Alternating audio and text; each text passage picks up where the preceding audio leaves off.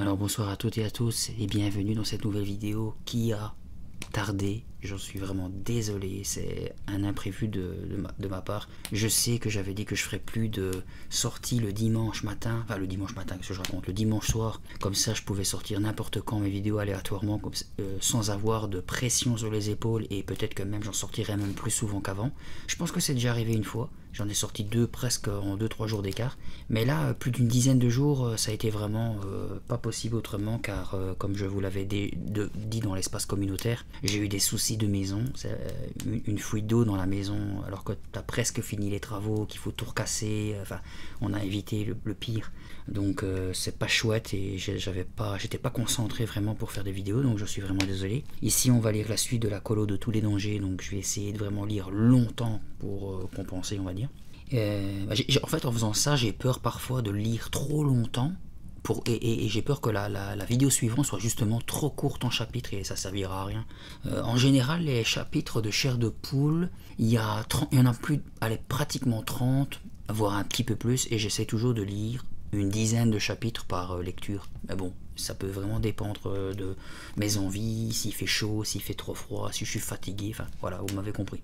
En ce qui concerne la fois passée, je vous avais posé comme question, est-ce que vous vouliez qu'entre chaque vidéo, quand vous regardiez, que vous écoutiez une playlist, vous vouliez qu'elle soit interrompue par le bonsoir habituel, et le petit blabla, le petit résumé.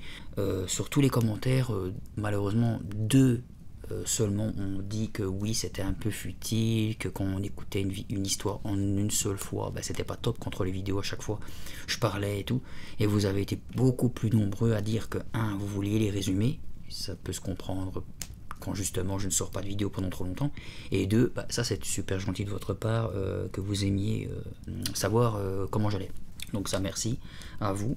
Je vais faire le petit résumé de la première fois. J'espère que je vais me rappeler parce que moi-même j'ai oublié. Mais on suit l'histoire de Chloé et son frère Christopher. Oui, ah oui, ils étaient avec leurs parents dans une caravane. Enfin, ils s'ennuyaient dans la voiture. Ils avaient demandé d'aller dans la caravane qui a cédé sous la route. Ils ont dévalé une colline dans la forêt. Ils sont atterris dans une colonie de vacances.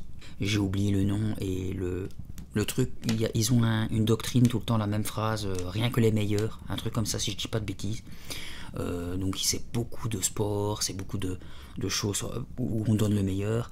Chloé avait vu une fillette, enfin une fille dire qu'il fallait absolument se barrer, qu'il fallait pas rester là. Christopher qui avait gagné au ping-pong face à quelqu'un de plus grand, mais Chloé elle s'était laissée battre par sa entre guillemets nouvelle amie rivale à la piscine.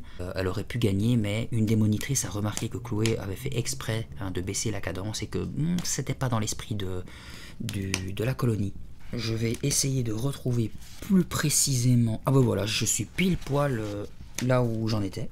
Christopher, après avoir gagné son match de ping-pong, est allé s'inscrire à un autre sport. Et Chloé, qui venait de la piscine, qui était encore toute trempée, elle a voulu aller pour se changer, se sécher, tout ça. Mais on s'était laissé sur le fait qu'il y avait un énorme bruit sous elle et qu'elle avait crié au tremblement de terre. Donc, nous allons continuer notre histoire. Est-ce que c'est vraiment un tremblement de terre? Comme d'habitude, j'espère que vous allez confortablement vous installer ou vous occuper, en tout cas en m'écoutant. Comme d'habitude, je vous souhaite une bonne écoute. Les tables de ping-pong rebondirent sur place. La toile de l'auvent ondula, comme agitée par une brusque rafale. Mes jambes vacillaient. Je dus lutter pour ne pas tomber. « C'est un tremblement de terre, repris-je dans un souffle. « Ce n'est rien, lança Robert en accourant vers moi. Ça ne va pas durer. Il avait raison. Les grondements cessèrent bientôt et les vibrations du sol se calmèrent. Cela arrive souvent, m'expliqua-t-il. Rien de grave. Mon cœur battait à tout rompre et j'avais l'impression que mes jambes étaient en caoutchouc. Ce n'est rien, m'étonnai-je. Regarde, dit-il en désignant le centre. Plus personne ne s'en occupe, ça ne dure que quelques secondes. Là encore, il avait raison. Les participants du tournoi d'échecs n'avaient même pas levé la tête de leur échiquier. La partie de football continuait comme si rien ne s'était passé. « Cela arrive 1 ou 2 fois par jour », m'apprit Robert. « Qu'est-ce que c'est » Robert haussa les épaules. « Je n'en sais rien. »« Mais le sol a bougé, ce n'est pas dangereux » insistai-je. Robert n'entendit pas ma question. Il avait déjà filé en direction du terrain de foot. Je repris le chemin des dortoirs d'un pas mal assuré. J'étais sous le choc et je croyais entendre encore le grondement sourd qui s'était élevé de la terre. Axel et Emma se trouvaient déjà dans la chambre. Elles avaient passé leur tenue de tennis et tenaient leur raquette sous le bras. À peine étais-je entré qu'elles me bombardèrent de questions. « Quel sport fais-tu maintenant? Tu t'amuses, Chloé? Tu joues au tennis ?» Elles parlaient toutes les deux en même temps. Elles semblaient très excitées et ne me laissèrent pas le temps de répondre. « Nous avons besoin de participants pour le tournoi, » m'apprit Emma. « Il va se dérouler sur 2 jours. Tu nous rejoins sur le cours, après déjeuner ?»« D'accord, dis-je. Je ne suis pas très doué, mais... »« On se voit plus tard, » trancha Emma. Les 2 filles se précipitèrent aussitôt dans le couloir. En fait, je suis assez bonne joueuse. Mon service est correct et j'ai un revers à 2 mains qui peut être redoutable. Mais je ne suis pas excellente. Avec mon ami Alix, nous jouons toujours pour le plaisir. Aucune ne cherche à gagner. Parfois, on se contente de renvoyer les balles sans même compter les points. Je participerai à leur tournoi, me dis-je. Quelle importance si je suis éliminé au premier tour. Et puis les parents allaient arriver d'une minute à l'autre. Christopher et moi allions quitter le centre. Les visages de mon père et de ma mère jaillirent dans mon esprit. Ils devaient être morts d'inquiétude. Soudain, il me vint une idée. J'allais appeler à la maison. Pourquoi n'y avais-je pas songé plus tôt? Il me suffisait de laisser un message sur le répondeur téléphonique. Même quand il est en vacances, mon père interroge le répondeur au moins 2 fois par jour. Cela amuse toujours ma mère. J'étais persuadé qu'il serait ravi d'avoir mon message. « Chloé, tu viens d'avoir une idée géniale !» me félicitai-je. Il ne me restait plus qu'à trouver un téléphone. Je regardai dans le couloir, puis dans le hall d'entrée. Pas de téléphone. Je fonçai au dehors, pressé d'envoyer mon appel. Là, je poussai un soupir satisfait en apercevant des cabines sur le mur extérieur du dortoir. Je fonçai dans leur direction, le cœur battant. Je décrochai le premier appareil et portai l'écouteur à mon oreille. Alors 2 mains puissantes s'abattirent sur mes épaules. « Lâche ce téléphone !» ordonna une voix bourrue. Je poussai un cri et lâchai le combiné qui se balança au bout de son fil. Je me retournai vivement. « Lisa !» m'écriai-je. « Tu m'as fait peur !» Les grands yeux verts de la jeune fille brillaient d'excitation. « Désolée, Chloé, mais je devais t'apprendre la nouvelle. »« Regarde !» Elle ouvrit sa main, révélant une poignée d'emblèmes dorés. « Je viens de gagner mon 6e, » déclara-t-elle fièrement. « Ce n'est pas génial ?»« Si, » répondis-je poliment. Je ne voyais toujours pas ce qu'il y avait de si fabuleux à gagner ces médailles. « Je serai à la marche des vainqueurs de ce soir, » s'exclama-t-elle. « J'y suis arrivée. »« C'est super, » dis-je. « Félicitations. »« Et tu as remporté une médaille ?»« Non, pas encore. »« Insiste, Chloé, » me pressa-t-elle. « Montre-leur de quoi tu es capable. Rien que les meilleurs. » Elle leva son pouce dans un geste de victoire. « Rien que les meilleurs, » répétai-je. « J'organise une petite soirée dans la chambre après la marche, » poursuivit Lisa.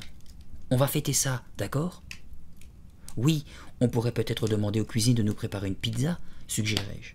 « Préviens Axel et Emma, » lança Lisa. « Je le ferai si je les vois la première. Je dois y aller. » Elle repartit au pas de course, serrant fièrement ses pièces au creux de sa main. Je me rendis compte que je souriais. La joie de Lisa avait déteint sur moi. J'étais si heureuse pour elle que j'en oubliais de passer mon coup de téléphone. Moi aussi, je dois acquérir l'état d'esprit de ce centre. Participer et m'amuser en même temps. Rien que les meilleurs. J'allais gagner ce tournoi de tennis. Le dîner se déroula dans le bâtiment principal du centre. Nous étions tous assis à de longues tables en bois dans l'immense réfectoire dont le plafond se perdait dans les hauteurs. Les exclamations et les rires se mêlaient au tintement de la vaisselle et des couverts. Chacun avait une histoire ou une anecdote à raconter sur sa journée. Après dîner, les moniteurs nous conduisirent jusqu'aux pistes de course. Je cherchais Christopher parmi la foule, mais ne le trouvais pas. C'était une nuit claire et chaude. Le soleil glissa bientôt derrière les arbres, empourprant l'horizon, et des milliers d'étoiles apparurent. Dès que la nuit se fut installée sur le centre, 2 lumières se mirent à briller à l'extrémité de la piste de course.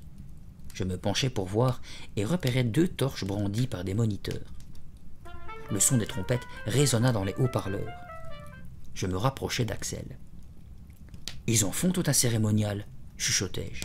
« Parce que c'est très important, répondit-elle sans quitter un instant la piste des yeux. « On aura de quoi grignoter pour la fête de ce soir, lui demandai-je. « Chut, me fit-elle en plaçant un doigt devant sa bouche. De nouvelles torches venaient de s'allumer, formant une traînée de boules lumineuses dans l'obscurité. Il y eut un roulement de tambour et les haut-parleurs entonnèrent une marche victorieuse. Les torches paradèrent devant l'assemblée silencieuse. Je repérais des visages quand le cortège passa à ma hauteur. C'étaient les visages ravis de ceux qui avaient remporté leur 6e emblème, ce jour-là.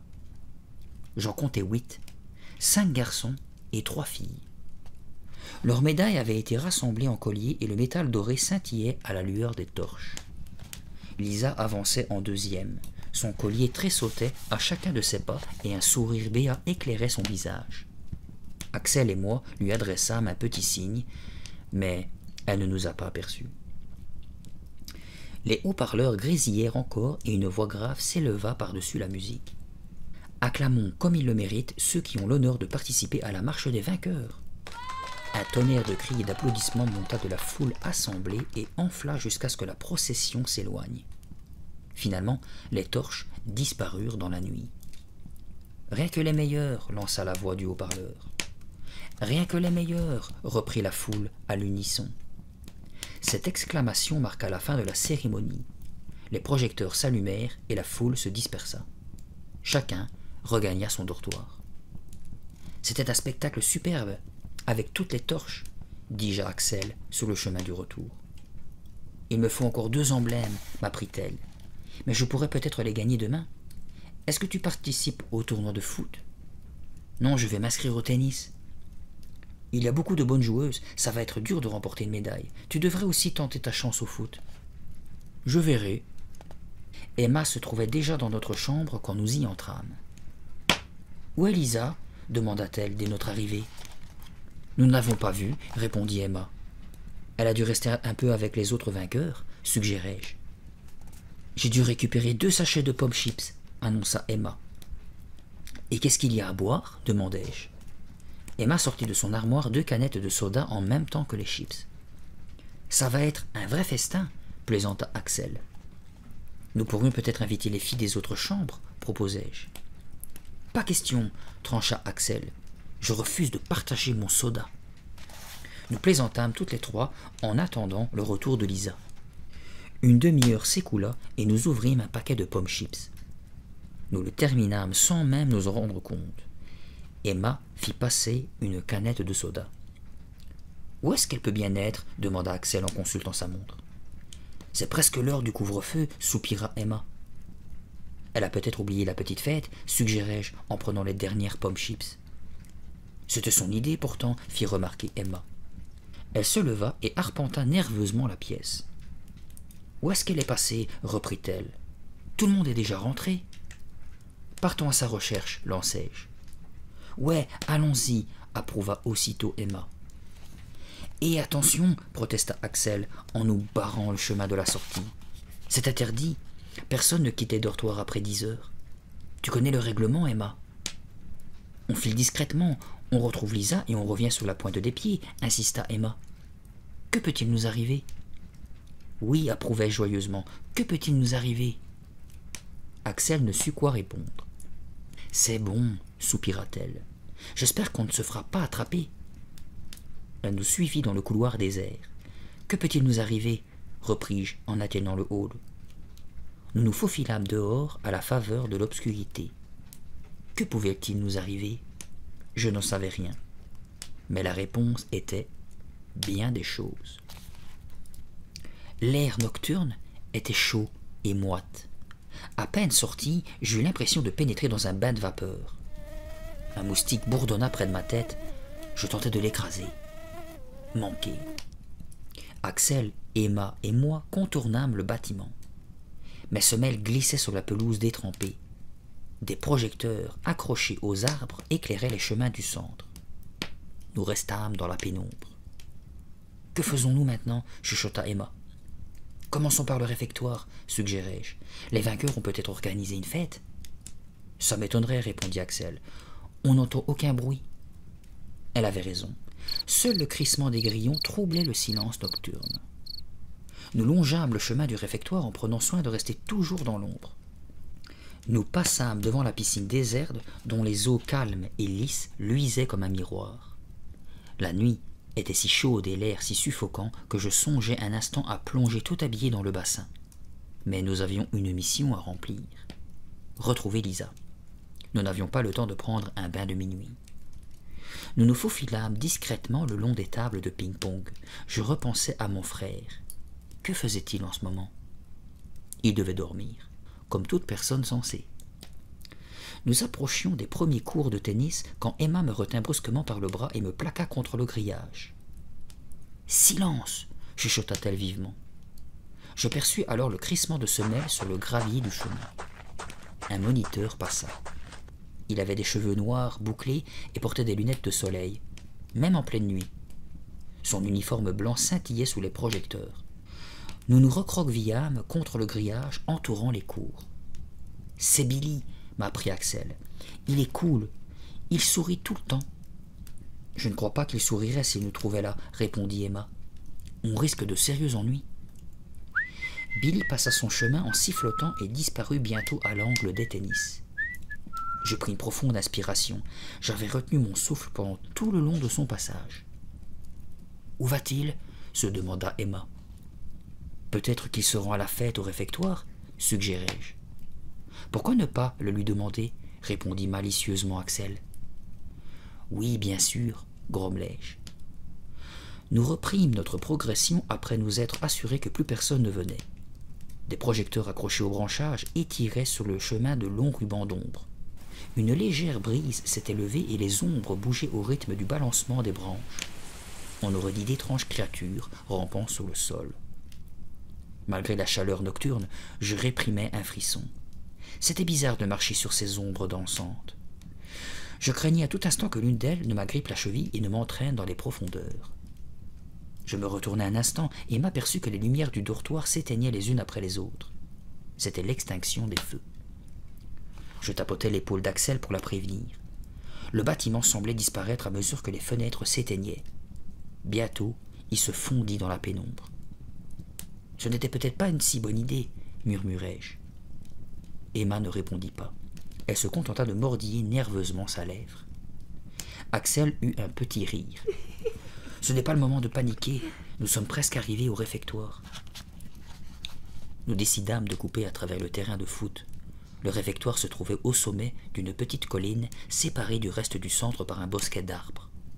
Nous n'eûmes pas à nous avancer beaucoup pour constater que l'endroit était désert.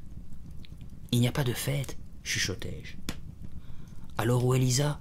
soupira Emma, manifestement déçue.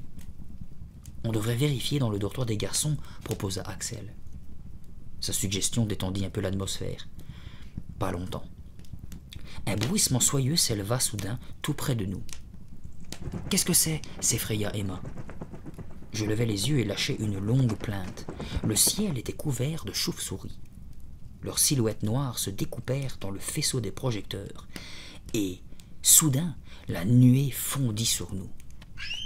Je poussai un hurlement strident et protégeai mon visage de mes bras. Axel et Emma crièrent à leur tour. Le bruissement enfla, devint assourdissant. Je pouvais presque sentir le souffle des chauves-souris sur ma nuque. Je les voyais déjà s'accrocher à mes cheveux, lacérer mon visage. Quand il s'agit de chauves-souris, mon imagination s'emballe assez vite. « Tout va bien, Chloé » m'apaisa Axel. « Regarde !» Elle me força à ôter la main qui masquait mes yeux et tendit le bras. La nuée s'éloignait, rasant le sol. Les créatures voltèrent un court instant au-dessus de la piscine. Puis elles plongèrent et repartirent aussitôt. Le nuage bruissant disparut bientôt derrière les arbres. « Je n'aime pas ces bestioles » bredouillai-je, mal à l'aise. « Moi non plus » avoua Emma. « Je sais qu'elles sont inoffensives et qu'elles se nourrissent d'insectes. Mais quand même, je les trouve effrayantes. »« Elles ne nous ont rien fait, » intervint Axel. « Elles avaient juste soif. » Elle nous poussa toutes les deux dans le dos pour nous forcer à repartir. Heureusement, personne ne nous avait entendu crier. Nous avions à peine parcouru quelques mètres qu'une monnetterie se présenta encore sur le chemin. Je la reconnus. Elle avait de longs cheveux blonds qui lui tombaient au bas des reins. Nous allâmes nous cacher derrière un petit massif d'hortensias. Nous avait-elle repérés? Je retins mon souffle. « Où vont-ils tous ainsi ?» chuchota Emma.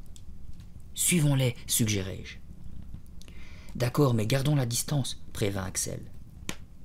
Nous nous redressâmes lentement, prêts à quitter notre cachette, quand le grondement sourd retentit. Il enfla et le sol se mit à trembler. Je remarquai l'expression paniquée sur le visage de mes amies. Elles avaient aussi peur que moi. Une violente secousse nous projeta toutes les trois au sol. Je me redressai à quatre pattes. La terre vibrait sous moi. Je fermai les yeux, mais bientôt les grondements cessèrent et tout redevint calme. Je me tournai vers Axel et Emma. Elles se relevaient déjà. « Je déteste ça !» maugréa Axel. « Qu'est-ce que c'est ?» demandai-je, encore sous le choc. « Personne ne sait, » répondit Axel en frottant ses genoux maculés de terre. « Ça arrive 1 ou 2 fois par jour. »« On devrait abandonner les recherches et retourner au dortoir » suggéra Emma. « Je suis d'accord, » approuvai-je, sur un ton las. « Nous fêterons la victoire de Lisa demain. » « Elle nous dira où elle était ce soir, et ce qu'elle a fait, » ajouta Axel. « Quelle idée stupide nous avons eue, grommelai-je. »« C'était la tienne, » fit remarquer Axel. « J'ai souvent des idées stupides, » admis-je. Nous reprîmes le chemin du dortoir en évitant les zones éclairées. Je jetai un coup d'œil inquiet sur la piscine en passant devant. Les chauves-souris avaient disparu. Le tremblement de terre les avait sans doute effrayés autant que nous. Les grillons s'étaient tus. Un silence pesant était tombé sur le centre. Les seuls bruits que nous entendions étaient ceux de nos semelles foulant la terre meuble. Soudain, d'autres bruits de pas s'élevèrent. Quelqu'un courait vers nous. Je m'arrêtai net en entendant des appels désespérés. « Aidez-moi, aidez-moi, je vous en prie !» Une soudaine rafale de vent agita les branchages et les ombres du sol reprirent leur danse folle. Je sursautai. Les cris reprirent. C'était la voix d'une petite fille. « À l'aide, par pitié !» Elle accourut vers nous, venant des cours de tennis. Elle portait un short bleu et un t-shirt rouge. Ses longs cheveux flottaient derrière elle. Elle avançait bras écartés.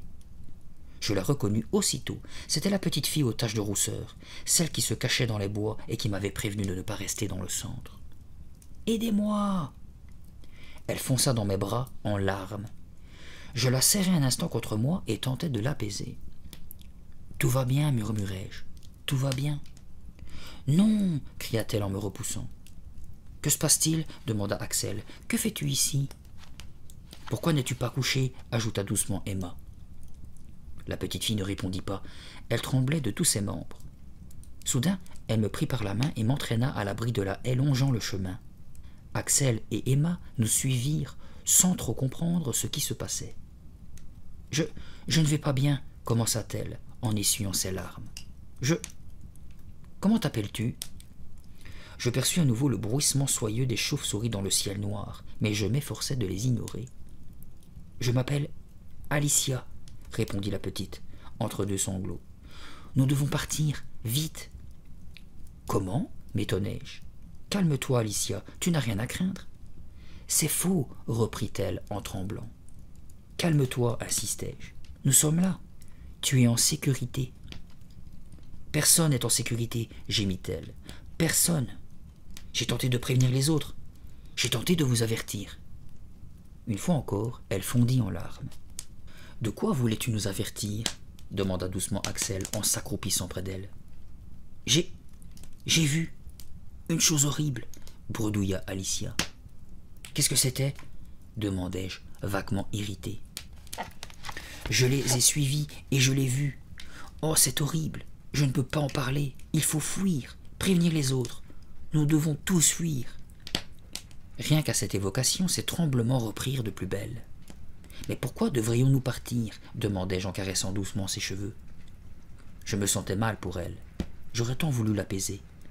Qu'avait-elle pu voir pour être effrayée à ce point? Avait-elle fait un cauchemar? Il faut fuir, répéta-t-elle à nouveau. Elle leva vers moi ses grands yeux noyés de larmes et saisit ma main pour me forcer à la suivre. Fouillons, reprit-elle. Je l'ai vu. Tu as vu quoi? Alicia resta muette. La silhouette d'un moniteur venait d'apparaître par-dessus la haie. Ah ah, fit-il. Je t'y prends. Je restai pétrifié. Les yeux noirs du moniteur scintillèrent, éclairés par une lampe torche. « Que fais-tu ici » demanda-t-il. Je pris mon souffle, prêt à répondre. Mais quelqu'un s'en chargea à ma place. « Tu es bien curieux » répliqua une voix jeune. C'était Marie, la monitrice aux cheveux noirs. Je m'accroupis lentement en m'efforçant de ne pas faire de bruit. Emma et Axel firent de même. Ouf, ils ne nous avaient pas repérés. Nous n'étions pourtant qu'à quelques pas d'eux, mais la pénombre nous dissimulait. Une minute plus tard, ils repartirent ensemble. Nous attendîmes un peu qu'ils se soient éloignés avant d'oser nous relever.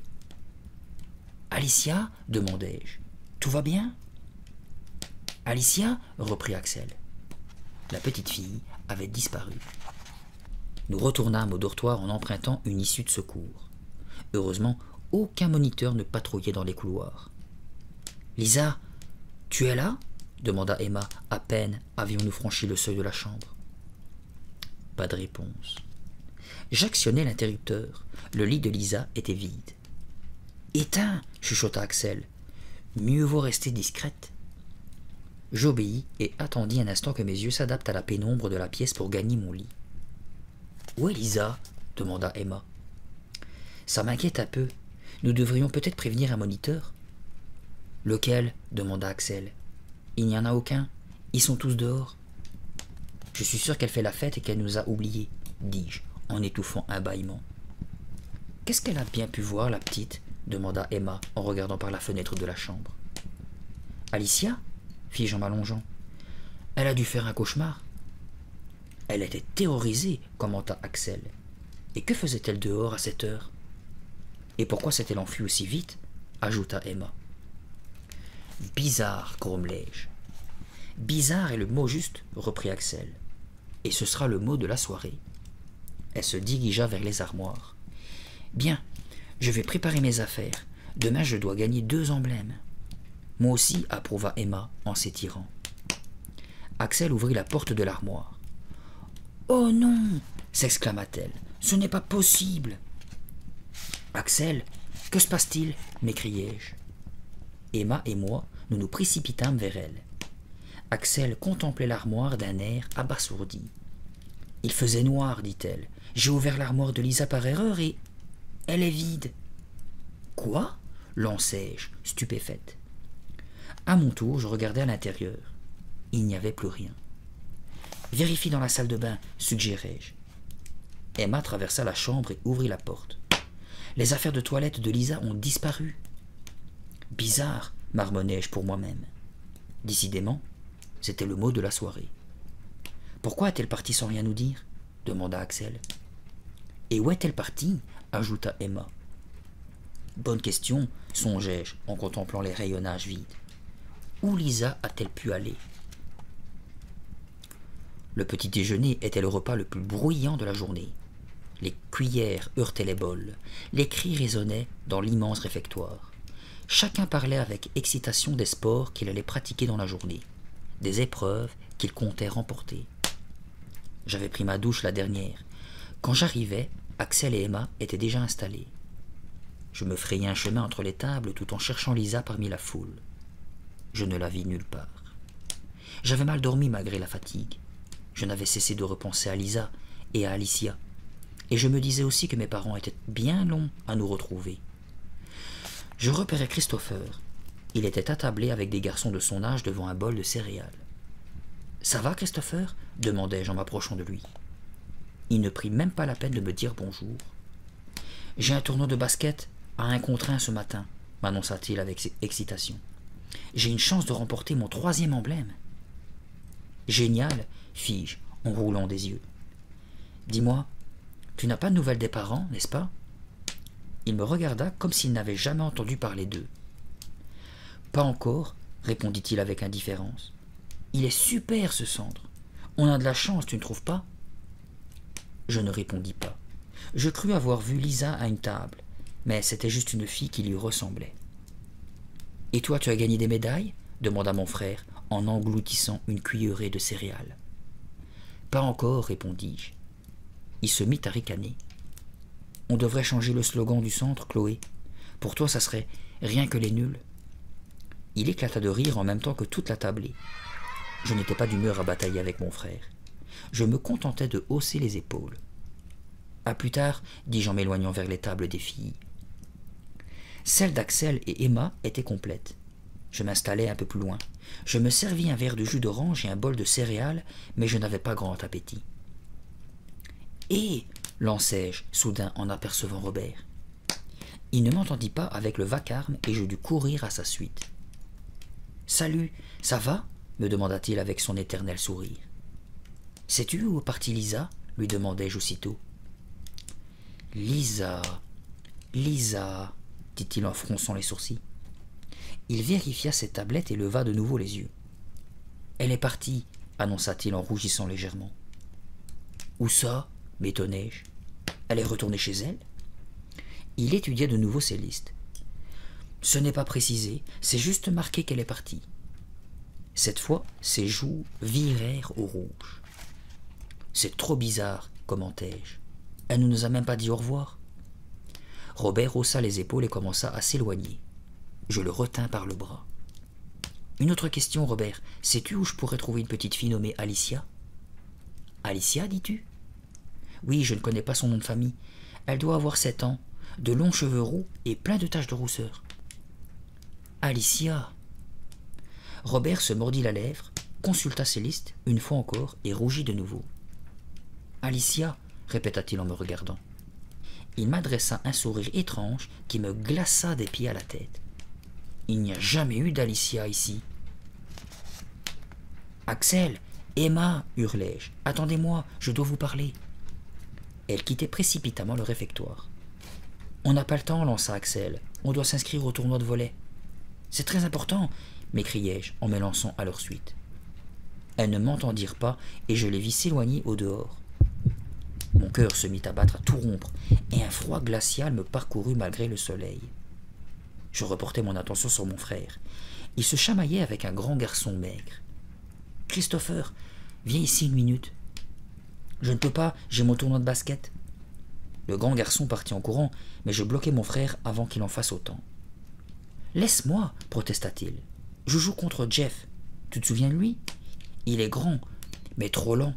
Je suis sûr de le battre. » Je le plaquai contre le mur du réfectoire pour le forcer à m'écouter. « Christopher, il se passe des choses bizarres dans ce centre. »« C'est toi qui es bizarre, » répliqua-t-il, agacé. « Tu vas me laisser jouer, oui ou non ?» Il chercha à se dégager, mais je l'empoignai par les épaules et pesai de tout mon poids. « Écoute-moi une seconde, quelque chose ne va pas ici. »« Tu veux parler des tremblements ? C'est une poche de gaz souterraine, à ce que m'a dit un moniteur. »« Mais je ne parle pas de ça. Il y a des enfants qui disparaissent. » Christopher se mit à rire. « Des enfants invisibles, comme des tours de magie ? » « Je ne rigole pas, tranchai-je. Ils disparaissent. Tu te souviens de Lisa, la fille de mon dortoir qui a participé hier à la marche des vainqueurs ? Elle n'a pas regagné la chambre. » Le sourire de Christopher s'effaça. « Ce matin, Robert m'a annoncé qu'elle était partie, poursuivis-je. Comme ça, sans prévenir personne. C'est plutôt bizarre, non ?» Christopher haussa les épaules. « Les colons doivent rentrer chez eux un jour ou l'autre, répondit-il. Où est le problème ? Il y a aussi une petite fille, Alicia. Elle se cache dans le bois. Elle dit qu'elle a vu quelque chose d'effrayant. Elle est terrorisée. Et Robert prétend qu'il n'y a jamais eu d'Alicia ici. » Christopher me dévisagea en silence pendant un instant, puis il reprit. « Ça doit être une gamine du coin qui s'amuse à faire des farces. »« Et nos parents, insistai-je. Ils ont dû se rendre compte tout de suite qu'ils avaient perdu la caravane. Pourquoi ne nous ont-ils pas retrouvés? Pourquoi le centre ne les a-t-il pas prévenus ?» Christopher se dégagea d'un geste agacé. « Je n'en sais rien, trancha-t-il en se dirigeant vers la sortie. Tu n'es pas bien ici parce que tu es nul en sport, mais ne gâche pas mon plaisir, s'il te plaît. »« Christopher !» commençai-je. Il secoua la tête en soupirant et se faufila entre les battants de la porte. Je serrai rageusement les poings. Je l'aurais giflé. Pourquoi ne m'écoutait-il pas? Christopher ne s'inquiète jamais de rien et ne pense qu'à s'amuser. Il pourrait au moins se préoccuper un peu des parents. Papa et maman. Mon estomac se noua quand je repensais à eux. Je quittais le réfectoire à pas lents. Et s'ils avaient eu un accident de voiture? Arrête de penser au pire, me grondai-je. L'idée de téléphoner à la maison me revint alors en tête. C'était décidé. J'allais le faire tout de suite. Je laisserai un message sur le répondeur de papa. Je me dirigeai vers les téléphones que j'avais repérés la veille. Un groupe de filles en tenue de hockey passa. Un long coup de sifflet résonna à la piscine, suivi aussitôt du bruit des plongeons. Tout le monde s'amuse ici, pensai-je. Tout le monde sauf moi. J'allais passer mon coup de fil, et ensuite je prendrais un peu de bon temps pour chasser mes idées noires. Je gagnai au pas de course la rangée de téléphones. Je m'emparai du premier et composai le numéro de la maison d'une main fébrile. Je poussai alors un cri de surprise. « Salut, Colon !» entonna joyeusement une voix d'homme. « Passe un bon séjour. C'est le roi Gelé Molle qui te parle. Entraîne-toi dur et souviens-toi, rien que les meilleurs. » « Oh non !» m'écriai-je. « C'est juste un message. »« Salut, Colon. Passe un bon séjour. » La voix enregistrée reprenait ce message stupide en boucle. Je raccrochai et pris l'autre téléphone. « Salut, Colon. Passe un bon séjour. » Encore la même voix. Je tentais ma chance avec tous les téléphones de la rangée. À chaque fois, je tombais sur la voix enregistrée. « Où se trouvent les vrais téléphones ?» me demandai-je. Il doit bien y en avoir quelque part. Je rebroussai chemin et passai devant les buissons, où nous nous étions cachés la veille au soir, Emma, Axel et moi. Je réprimai un frisson en repensant à la petite Alicia. Pourquoi se cachait-elle? Qu'avait-elle vu de si terrifiant? J'errais dans le centre à la recherche d'un téléphone. Tout autour de moi, les autres colons criaient et s'amusaient. Je les entendais à peine, perdus dans mes pensées. « Hé, Chloé !» La voix de mon frère m'arracha brusquement à ma rêverie. Je clignai des yeux, cherchant d'où venait l'appel. Je vis alors que mon errance m'avait entraîné aux abords du terrain de basket. Christopher et Jeff étaient en pleine partie à 1 contre 1. Bras écartés, mon frère faisait écran devant Jeff qui driblait sous le panier. Christopher tenta de s'emparer du ballon. Manqué. Jeff fit alors une feinte de corps et s'élança pour tirer. « 2 points !» s'écria-t-il, ravi. « Tu m'as eu par surprise !» maugréa Christopher. Jeff fit comme s'il n'avait rien entendu. Il dépassait mon frère de 3 bonnes têtes. Comment Christopher pouvait-il espérer gagner contre un tel colosse? « Quel est le score ?» demanda Jeff en s'épongeant le front d'un revers de main. « 18-10 !» grogna mon frère. À en juger par sa mauvaise humeur, le score n'était pas à son avantage. Je pris appui sur la petite palissade qui entourait le terrain et suivis le match. Christopher driblait en reculant, mais Jeff le marquait de près. Soudain, mon frère fonça vers le panneau. Il prit ses 2 pas d'élan et lança la balle. Jeff intercepta le tir en plein vol. Christopher se retrouva les mains vides tandis que Jeff visait lentement le panier. Le ballon atterrit en plein dans le cerceau. Le score était de 20-10. Le coup de sifflet final retentit bientôt et Jeff laissa éclater sa joie. « Tu as eu de la chance, c'est tout !» grommela mon frère. « Oui, bien sûr, » répondit Jeff. Il essuyait son visage trempé de sueur avec le bas de son t-shirt. « Félicite-moi plutôt, » reprit-il. « C'est ma 6e victoire. »« Comment ?» demanda Christopher qui recherchait son souffle. « Tu veux dire ?»« Ouais, » répondit joyeusement Jeff. « Ce soir, je participe à la marche des vainqueurs. »« Super !» commenta Christopher sans grand enthousiasme. « Moi, je dois encore gagner 3 emblèmes. » Je sentis soudain un regard posé sur ma nuque et je me retournai. Robert m'observait depuis le milieu du chemin. Il fronçait les sourcils. Depuis combien de temps était-il là? Son air sévère me mit mal à l'aise. Il s'avança vers moi sans me quitter un instant du regard. « Je suis désolé, Chloé, mais tu dois y aller. »« Pardon ?» lâchai-je, ébahi. « Où voulait-il que j'aille? Devais-je partir, comme Lisa et Alicia ?»« Tu dois aller pratiquer un sport, reprit-il gravement. Tu ne peux pas rester ainsi à errer dans le centre. Le roi gelé molle n'approuverait pas cette attitude. Sur l'instant, j'aurais aimé pouvoir piétiner cette immonde bestiole gélatineuse. Le roi gelé molle. Quel nom idiot. Robert m'avait fait peur. Était-ce exprès? Non. Comment pouvait-il savoir que j'étais inquiète? Il m'abandonna pour se rendre sur le terrain de basket. Il félicita Jeff d'une claque dans le dos et lui remit un emblème. « Bravo, garçon !» lança-t-il, ravi. « Je te verrai ce soir à la marche des vainqueurs. Rien que les meilleurs. » Il échangea quelques mots avec Christopher, et je vis mon frère hausser les épaules. Christopher s'éloigna rapidement pour participer à une autre épreuve, et Robert revint vers moi. Il me prit par l'épaule. « Je crois que tu n'as pas l'esprit de compétition, Chloé, » me dit-il. « Non, bredouillai-je. » Que pouvais-je répondre? « C'est pourquoi je t'ai préparé un emploi du temps. Tu vas me dire s'il te convient. En premier, j'ai prévu un match de tennis. Tu joues au tennis, je crois. Un petit peu. Je me débrouille. Bien. Après cela, tu feras une partie de baseball. » Ses dents étincelèrent dans son éternel sourire enjoué. « Tu t'amuseras bien mieux si tu participes. »« Sans doute, » répondis-je, sans grand enthousiasme.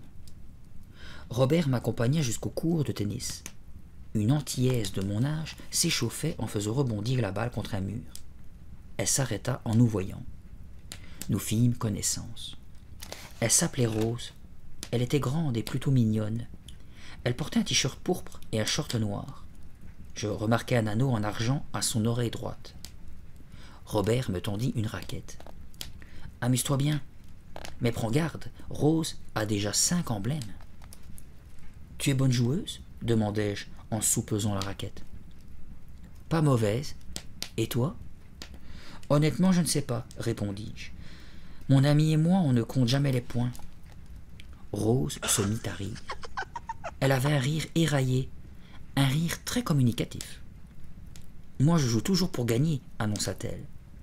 Je compris vite qu'elle disait vrai. Nous échangeâmes quelques balles d'échauffement.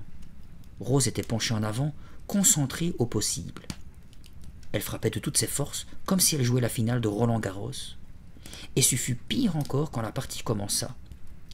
Je réalisai vite que je ne faisais pas le poids contre elle. Je parvins quand même à renvoyer quelques-unes de ses services. Mais Rose ne me laissa aucune chance. Cependant, elle était sympa.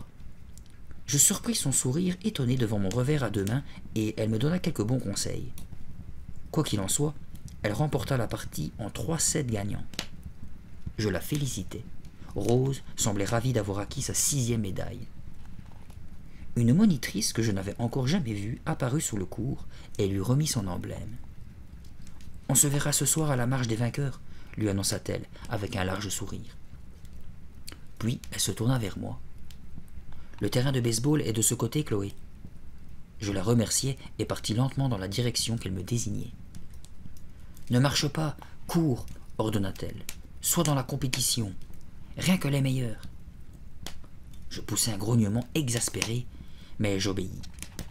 Pourquoi devais-je me livrer à toutes ces activités? Pourquoi ne pouvais-je pas simplement bronzer en paix au bord de la piscine? Je retrouvai ma bonne humeur en atteignant le terrain de baseball. J'adore ce jeu. Les équipes étaient mixtes. Je reconnus des filles qui se trouvaient à ma table de petit déjeuner. L'une d'elles me remit une batte. « Salut, je suis Patricia. Tu es dans notre équipe? Tu sais lancer ?»« Je crois, répondis-je. Je m'entraîne parfois après l'école. » Patricia rassembla les autres et donna des instructions précises. « Si on gagne, est-ce qu'on a tous droit à une médaille ?» lui demanda un garçon avec un faux tatouage sur l'épaule. « Bien sûr, mais il faut d'abord gagner. » Patricia se chargea de désigner les emplacements de chacun. Je n'allais pas entrer tout de suite sur le terrain, mais comme j'avais déjà une batte, je décidai de m'échauffer un peu à l'écart. Je fis tournoyer la batte comme si je frappais une balle imaginaire. Je l'avais bien en main. Alors je la plaçai derrière mon épaule et frappai de toutes mes forces. Je n'avais pas vu que Robert m'avait rejointe. Il reçut le coup en plein dans les côtes. Il y eut un craquement horrible. Je laissai tomber la batte au sol, terrifié par ce que je venais de faire.